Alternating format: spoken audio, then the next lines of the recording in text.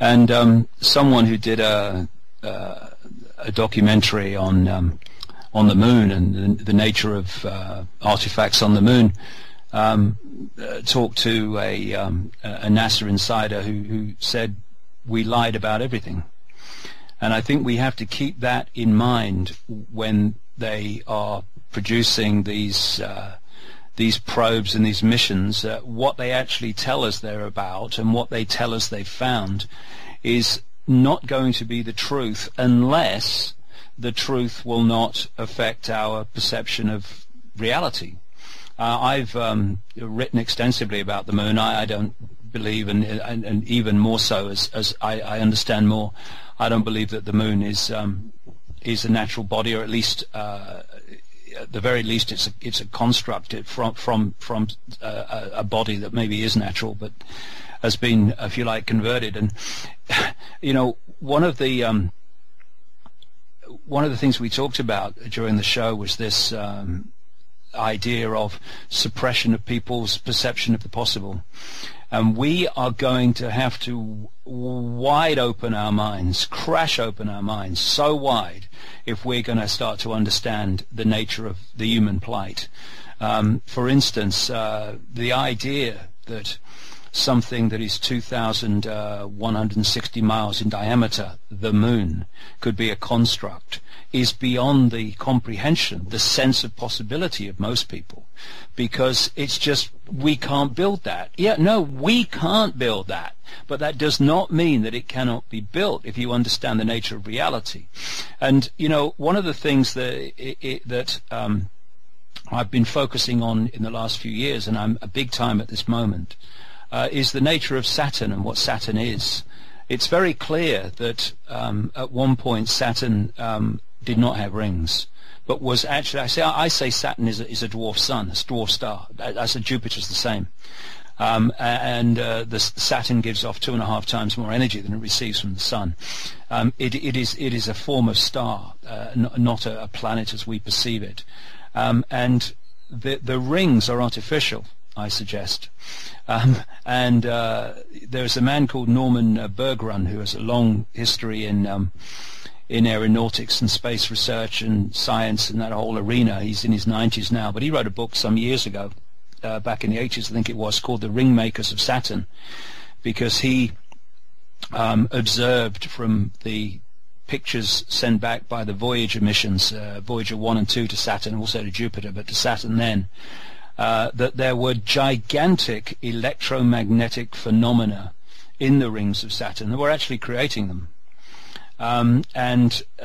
This all fits with what I say Saturn is, which is a gigantic broadcasting system, which is broadcasting this fake reality in league with the moon, which is like something that picks that up and amplifies it at the Earth, so we get it big time strong. And this is the way that at least part of this matrix is formed. Haven't you written in the past, though, that, and let me go back to Mars for a second, David, and all this stuff is in your books, and it's very intriguing, very interesting about the moon and certainly Saturn, and again, it's like the reptilian thing. We see the demagoguery of it.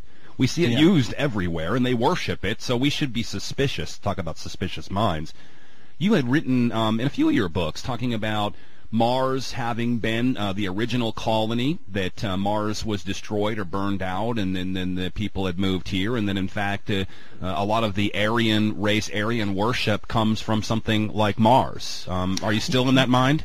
Yeah, well, it's interesting because, you know, I was going to go on, but you've taken me there, which is great, about Mars, because there's an excellent book written quite a long time ago now by a man called David Tolbert, who seems to be an excellent researcher, and he's involved in this whole area of the electric universe, which is fundamentally important to understanding how the universe works. And he wrote a book years ago called The Saturn Myth.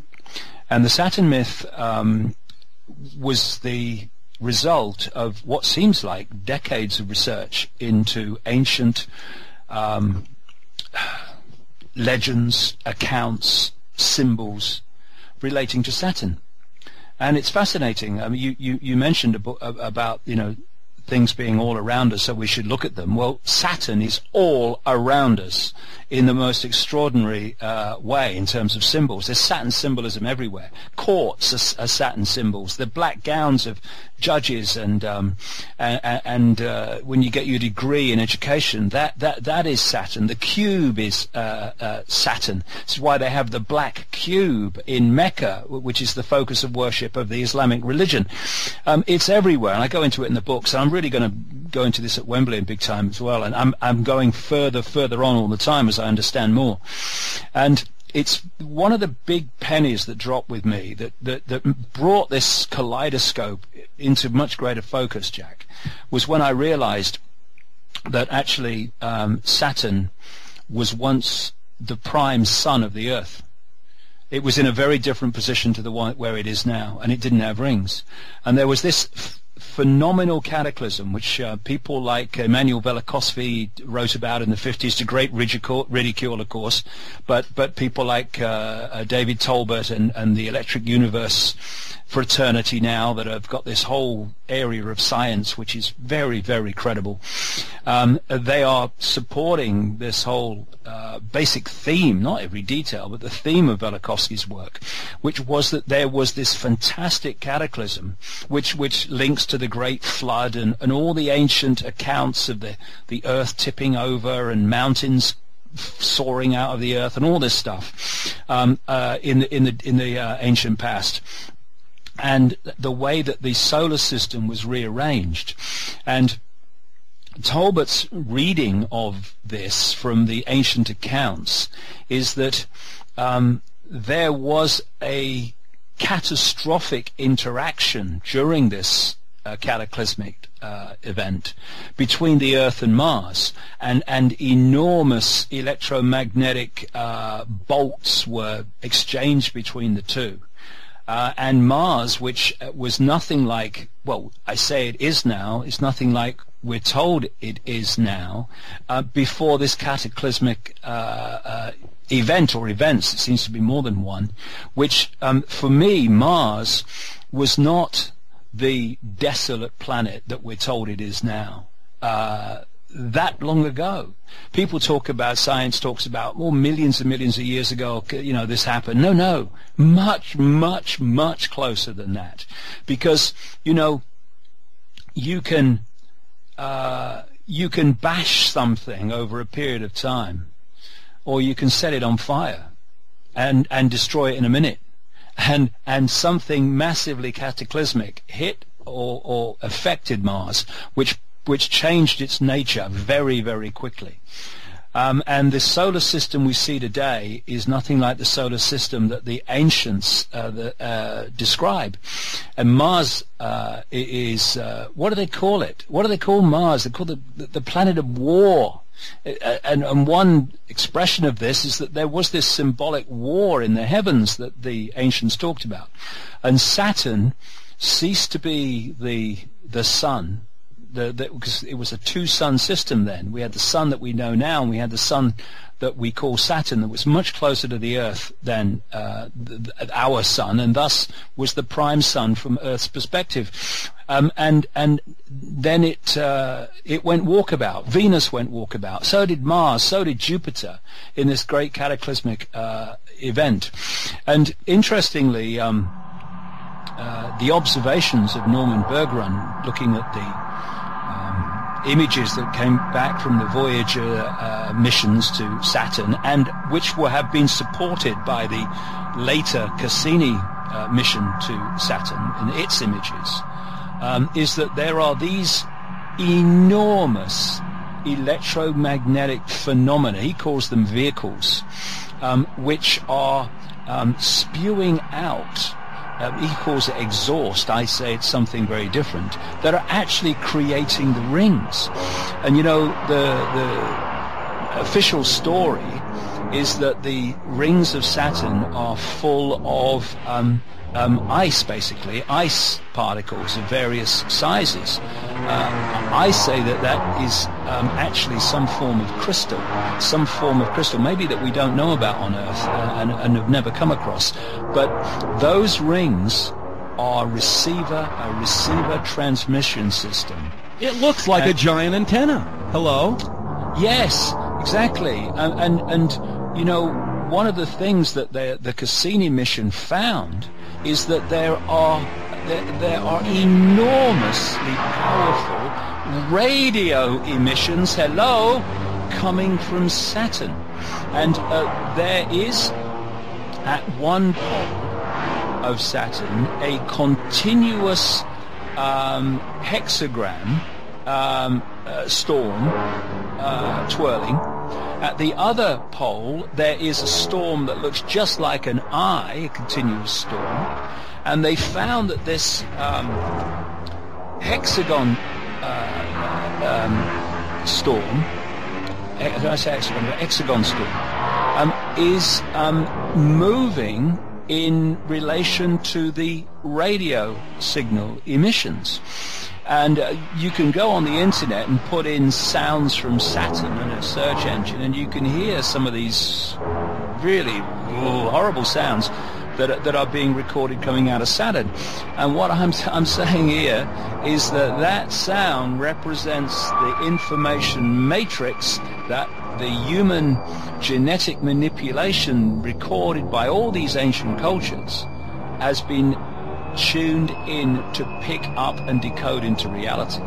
And what reality we would be, how our reality would be different if we weren't decoding that, what I call the hack, into our reality, into our sense of reality. I don't know, but I think it is substantial. And that if that was not broadcasting and we weren't receiving and transmitting in it through manipulated DNA, then I think the world that we would be experiencing through the conscious mind would be very different to the one we are now. Exactly in line with the Matrix movies. Let's really freak people out, because one of the top experts in planetary life was asked about why go to Mars. And he said, I wouldn't even waste my time going to Mars. He said, I would go to Euclideus, Saturn's moon, or Titan. He mentioned Euclideus, and he said that is the closest possibility of Earth atmosphere holding life. It's like a little Earth, allegedly. So here we have not only Titan, but possibly Euclideus that could have life. Yes, I think very different life to us, because, you know, what I'm going into now is that, you know, behind this reptilian element and behind possibly all this so-called extraterrestrial interaction, I prefer to call them interdimensionals, is a force which doesn't take form. It is like an electromagnetic form which can take any form, and it works through these other groups. And what I found fascinating was to read in some detail in the last few months the content of a find in Egypt in 1945 of a sealed jar of writings from a group that had become known as the Gnostics. The Gnostics were the people behind the great library of Alexandria, which was sacked and burned and destroyed by the Roman Church. They were basically the mentality behind the Cathars in southern France that were destroyed by the authorities and the Roman Church. Their last stand was at a castle called Montségur in, I think it was 1244, something like that.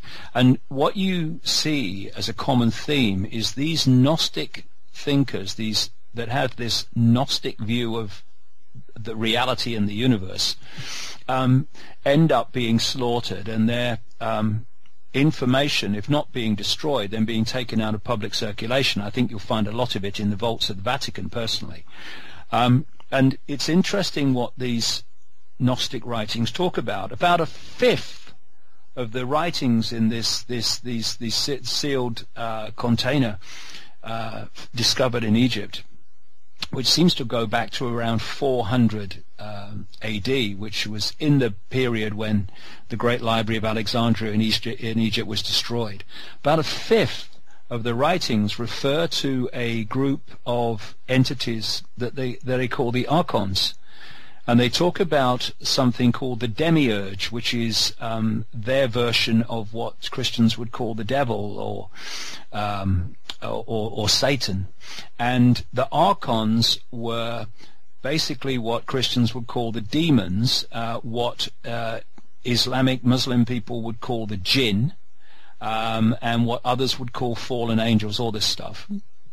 And it talks about how this physical world is the realm of the archons and the demiurge. It talks about the fact that they do not have what has been decoded or translated as intentionality, which I would describe, I think, more simply as creative imagination. They don't have it.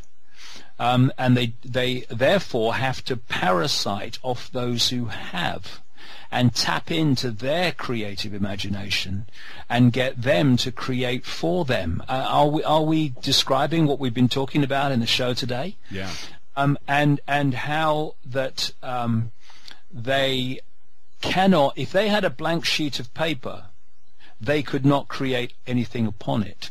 But give them a sheet of paper full of something and they could twist it, manipulate it, and edit it and censor it, but they could not actually start it from scratch because they don't have that creative imagination. And it talks about how the fact that they parasite off humanity by accessing the human mind. And on it goes. I'll go into this more at Wembley, but what I was reading was what I've uncovered in my own way and in my own language all the way through these years. I mean, it just dovetailed so perfectly. And I do feel that they are describing something that's absolutely based on fact. And when you look at it, Jack, look at our society.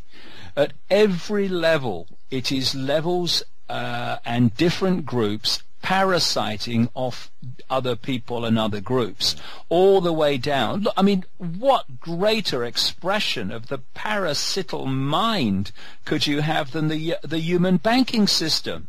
It mirrors the parasital nature of these archon entities. Everything. I mean, what is it doing? And in fact, what banking is doing, because everything is energy, it is trawling and vampiring our energy. What is money? It's energy.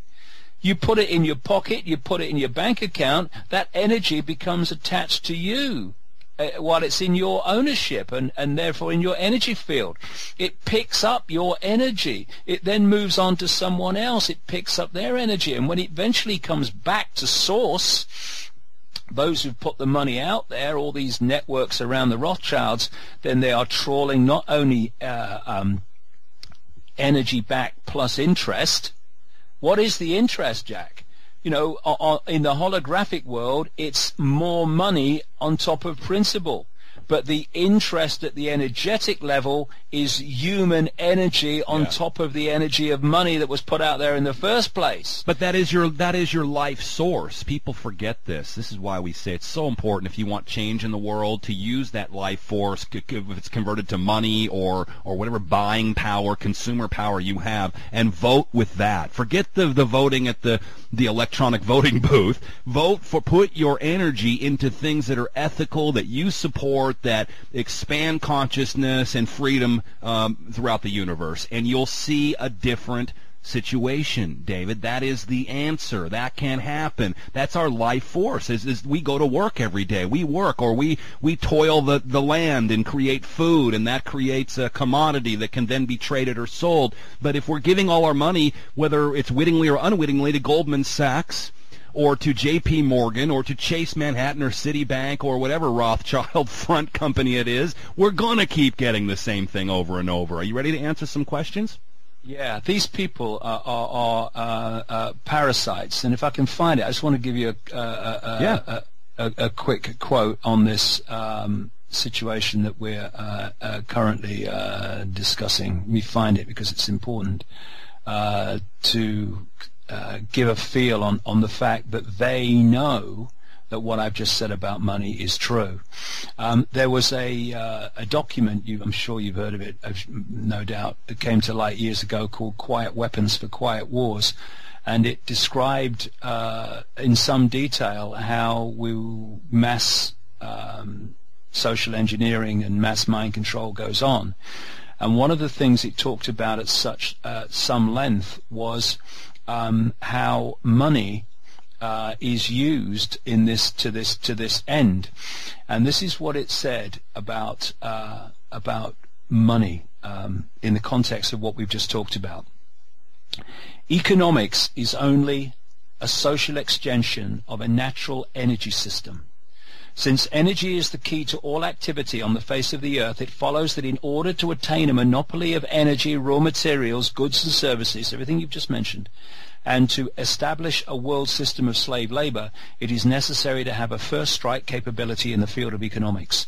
In order to maintain our position, it is necessary that we have absolute first knowledge of the science of control over all economic factors and the first experience of at engineering the world economy.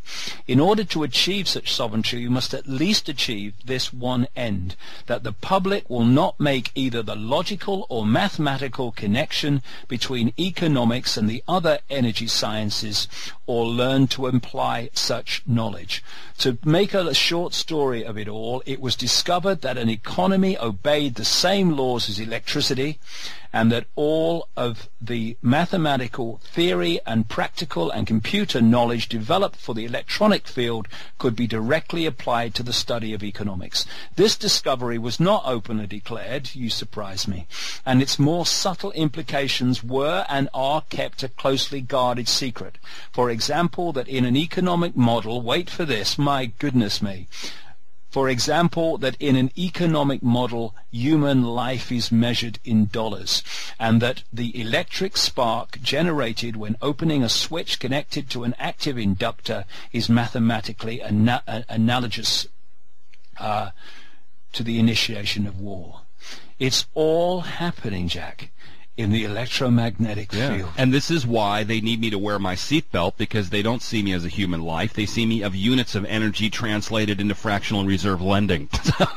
I'm not a person anymore, David. I'm a credit rating. I found this out looking for a flat the last 3 or 4 months, and realized that my financials weren't in good order because I live in the underground economy, and it's really changed just in the last 2 years.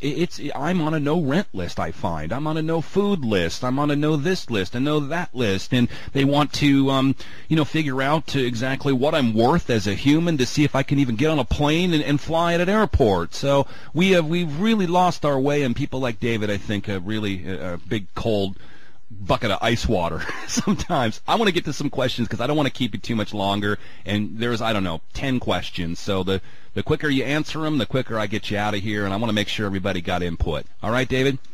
Okay. David Icke with us, davidicke.com, our good friend.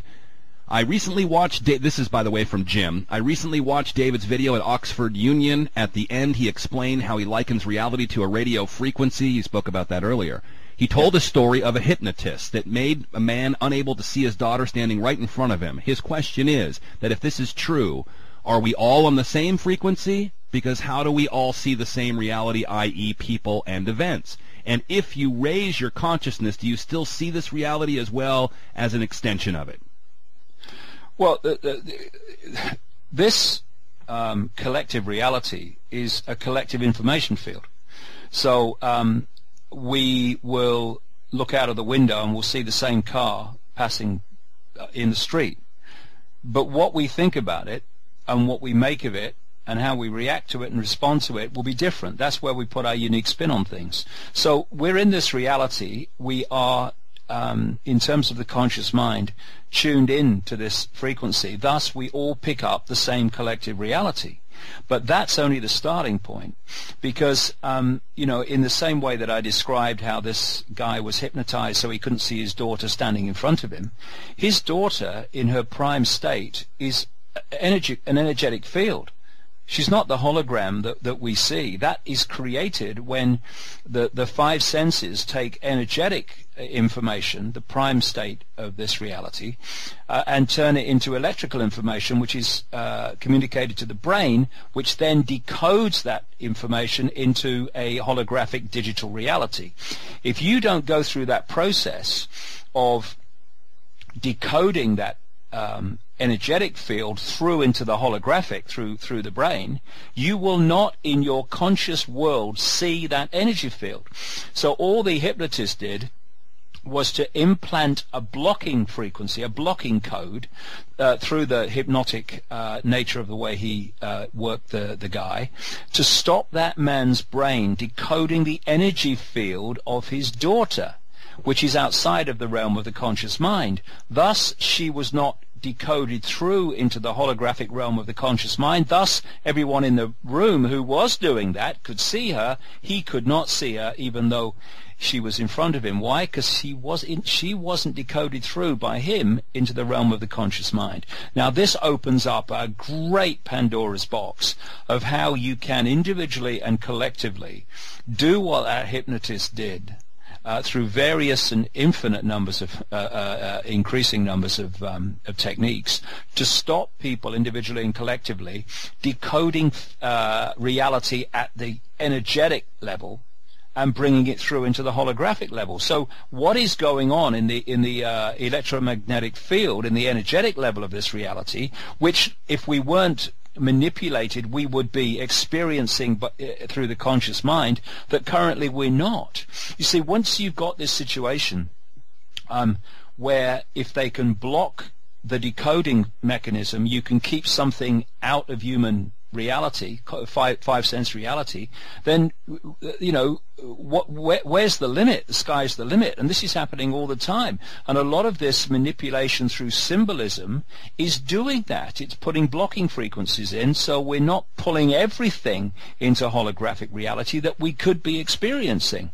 And when you start to expand your mind, you might not initially be able to see things that you couldn't before visually, but you can. I mean, how many people have been through this? You can then start to see things in terms of your perception of seeing the world in a completely different way. Oh, I couldn't see that was going on before, but now it's pretty obvious to me. Why? Because you have expanded the realm of, or the range that you are perceiving the world in, and thus you're now starting to look into the world from outside of this matrix and see things within it you couldn't see before. Yeah, so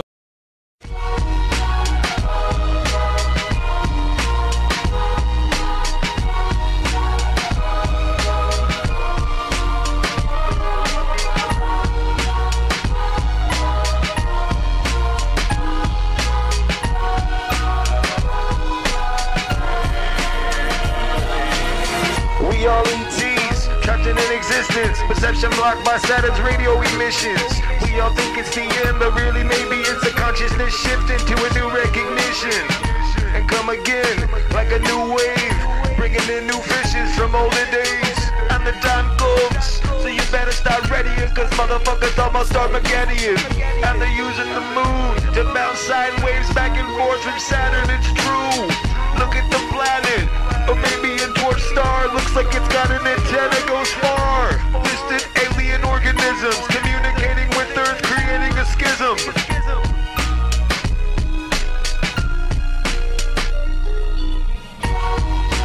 World I know has gone away. The world I love has gone away.